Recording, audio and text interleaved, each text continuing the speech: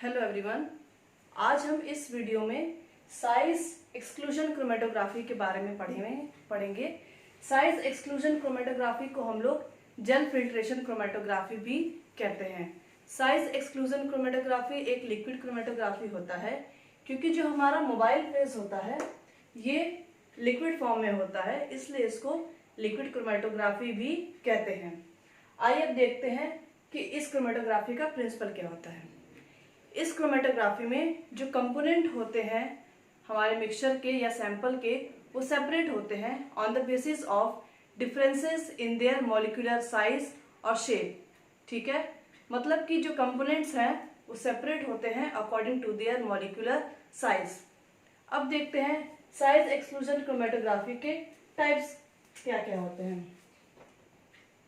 Size exclusion chromatography दो types का होता है। पहला होता है जेल फिल्ट्रेशन क्रोमेटोग्राफी और दूसरा होता है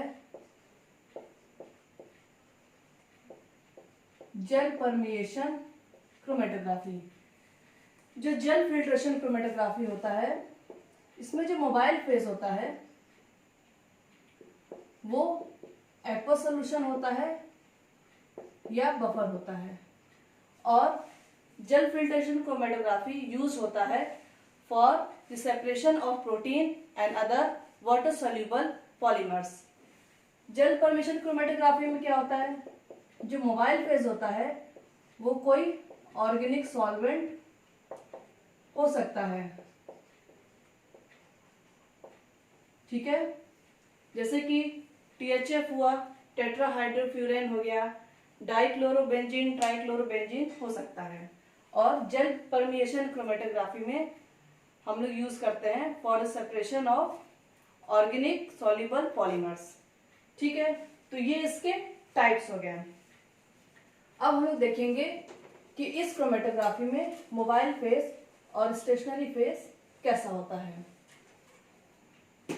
जैसा कि मैंने पहले बताया, मोबाइल फेज इसमें दो टाइप्स के यूज कर सकते हैं, या तो एक्वस सॉल्वेंट ले सकते हैं या तो फिर कोई ऑर्गेनिक सॉल्वेंट ले सकते हैं। डिपेंड करता है हमारे सैंपल पे कि हम लोग कैसा सैंपल ले रहे हैं, या वो जेल फिल्ट्रेशन क्रोमेटोग्राफी है या जेल परमिएशन क्रोमेटोग्राफी है। ठीक है, अब हमारा स्टेशनरी फेज कैसा होता है। जो स्टेशनरी फेज होता है वो पैक्ड होता है हमारे कॉलम में, और ये जो स्टेशनरी फेज होता है ये पोरस बीड्स होता है। ठीक है, पोरस बीड्स का मतलब जो स्टेशनरी फेज होता है ये बीड्स के फॉर्म में होता है और इसमें छोटे छोटे छेद होते हैं।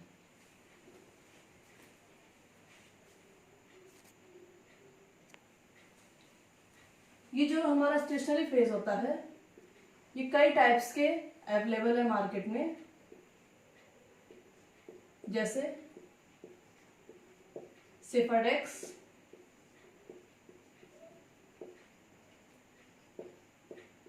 सेफारोज, बायोजेल पी। जो ये सेफाडेक्स होता है ये डेक्स्ट्रॉन बेस्ड होता है। सेफरोज जो होता है ये एगारोज बेस्ड स्टेशनरी फेज होता है, और बायोजेल पी जो होता है ये पॉलीएक्रिलामाइड बेस्ड जेल होता है। तो ये बात होगी हमारे स्टेशनरी फेज के बारे में। ठीक है, अब हम लोग देखते हैं कि हमारा इंस्ट्रूमेंटेशन कैसा होता है इस क्रोमेटोग्राफी में। साइज एक्सक्लूजन क्रोमेटोग्राफी में सबसे पहले हम लोग देखते हैं कि हमारा सबसे पहले सॉल्वेंट रिजर्वायर होता है। इस सॉल्वेंट रिजर्वायर में हम अपना सॉल्वेंट रखते हैं, फिर हमारा ये सैंपल आता है। सैंपल के बाद फिर हमारा ये कॉलम आता है। कॉलम से अटैच रहता है लास्ट एंड में डिटेक्टर रहता है, और डिटेक्टर से अटैच रहता है हमारा कंप्यूटर सिस्टम।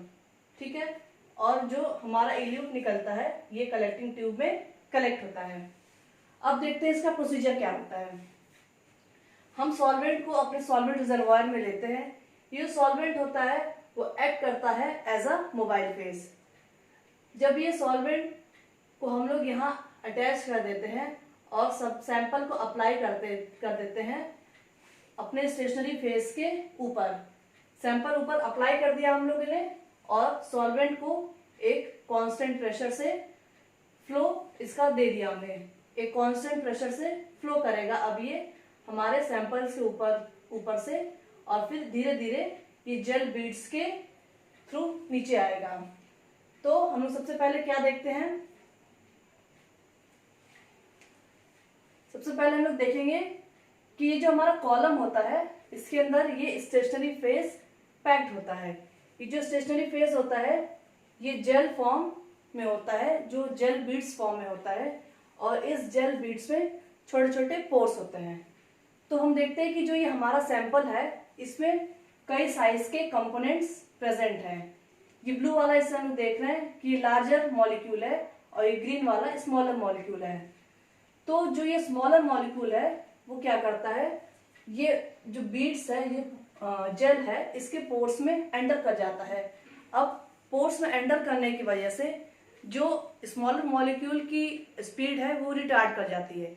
स्पीड रिटार्डेशन की वजह से ये बहुत ही धीरे धीरे इस जेल के थ्रू पास करता है और ये एक लॉन्गर पाथ के थ्रू नीचे आता है। लेकिन हमारे ये लार्जर मॉलिक्यूल का क्या होता है, ये जो लार्जर मॉलिक्यूल है ये जो जेल्स के बीच में जो स्पेस है, जो एम्प्टी स्पेस है उसके थ्रू पास होके जल्दी से ये नीचे चला आता है और इसको बहुत ही कम टाइम लगता है कॉलम के एंड तक पहुंचने में। तो ये शॉर्ट टाइम लेते हुए फटाफट नीचे चला आता है। तो जैसा कि हम लोग देख रहे हैं कि ये तीनों कॉलम सेम है, बट जैसे कि इस इनिशियल कॉलम की स्टेज है कुछ समय बाद ये इसकी सेकेंड कंडीशन आती है। इसमें हम लोग देख रहे हैं कि जो ये लार्जर मॉलिक्यूल है जेल्स के बीच में जो स्पेस है उसके थ्रू फटाफट नीचे चला आ रहा है और जल्दी जल्दी नीचे आने की वजह से जो हमारा पहला इल्यूट कलेक्ट होता है वो लार्ज मॉलिक्यूल होता है। जैसे कि मैंने लिखा है लार्ज मॉलिक्यूल इल्यूटेड फर्स्ट, तो जो पहला मॉलिक्यूल हमारे कॉलम से निकलेगा वो लार्ज मॉलिक्यूल होगा। फिर थोड़ा टाइम बाद हम देखते हैं कि जो ये हमारा स्मॉलर मॉलिक्यूल है वो धीरे धीरे पास होते हुए ये जेल बीड से आता है और नीचे कलेक्टिंग ट्यूब में कलेक्ट हो जाता है। अगर लार्ज मॉलिक्यूल से थोड़ा सा साइज में छोटा अगर कोई इंटरमीडिएट मॉलिक्यूल है तो वो बाद में आएगा। सबसे पहले लार्ज मॉलिक्यूल होगा और अगर कोई इंटरमीडिएट साइज का मॉलिक्यूल है तो फिर वो आएगा हमारे कलेक्टिंग ट्यूब में। और जो सबसे छोटा मॉलिक्यूल होता है वो ज़्यादा टाइम लेता है जेल्स के बीड्स के थ्रू आने की वजह से, और जो सबसे लास्ट में कलेक्ट होगा वो सबसे स्मॉलेस्ट मॉलिक्यूल होगा। तो इस तरह से ये हमारा कलेक्ट होता है। अब हम लोग देखा कि ये जो हमारा कॉलम का एंड है इसमें डिटेक्टर लगा रहता है, कनेक्ट होता है डिटेक्टर। ये डिटेक्टर कई टाइप्स का हो सकता है, डिफ्रैक्टिव इंडेक्स डिटेक्टर हो सकता है, यूवी हो सकता है और आईआर भी हो सकता है। तो जैसे ही हमारा इल्यूट आता है ये डिटेक्टर हमारा डिटेक्ट करके एक स्ट्रॉन्ग सिग्नल प्रोड्यूस करता है। तो जो ये स्ट्रॉन्ग सिग्नल प्रोड्यूस करता है वो सेंड करता है हमारे कंप्यूटर को और कंप्यूटर क्या करता है उसको कन्वर्ट करके एक विजुअल रिकॉर्ड में हमारे कंप्यूटर स्क्रीन पे शो करता है एज अ ग्राफ। तो जो ये ग्राफ हमें ऑब्टेन होता है इसको हम लोग क्रोमेटोग्राम कहते हैं और इस तरह से हमारा ये डेटा कलेक्ट होता है। अब थोड़ा सा ग्राफ के बारे में देखते हैं। ये एक्स एक्सिस हो गया, ये हमारा वाई एक्सिस हो गया और ये हमारा इल्यूशन वॉल्यूम हो गया कि हमारा इल्यूट पहले क्या आया और उसका वॉल्यूम क्या है, और वाई एक्सिस पे हमारा एब्जॉर्बेंस हो गया और कुछ इस तरह से हमारा ये पीक आया है। ठीक है, तो जो ये पहला पीक आता है वो किसकी वजह से होगा?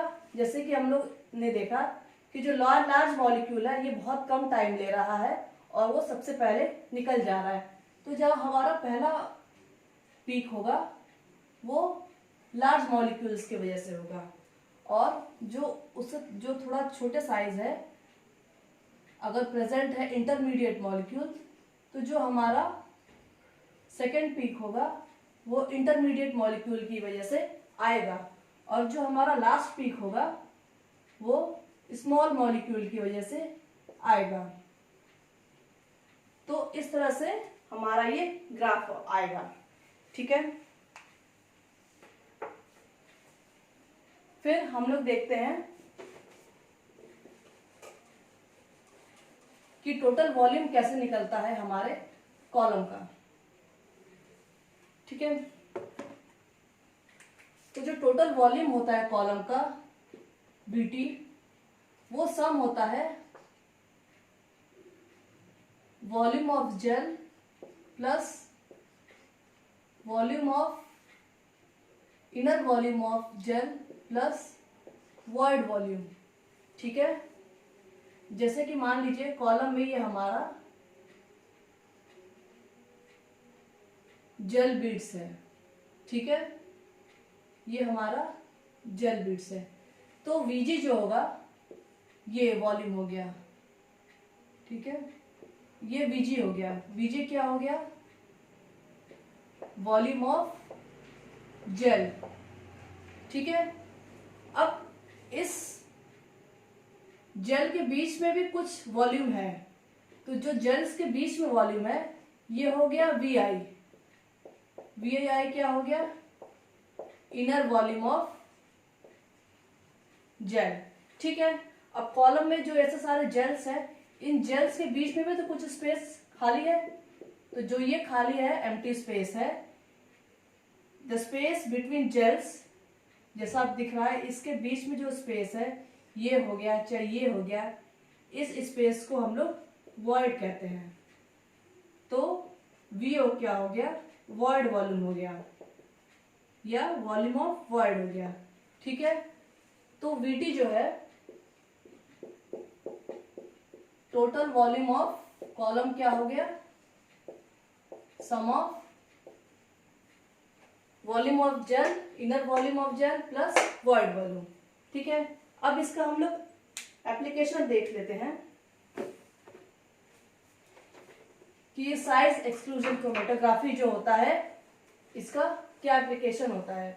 जो ये साइज एक्सक्लूजन क्रोमेटोग्राफी होता है ये यूज होता है in purification and identification of protein mixtures. Protein का कुछ मिक्सचर है उसको प्यूरिफाई और आइडेंटिफाई करने के लिए यूज होता है।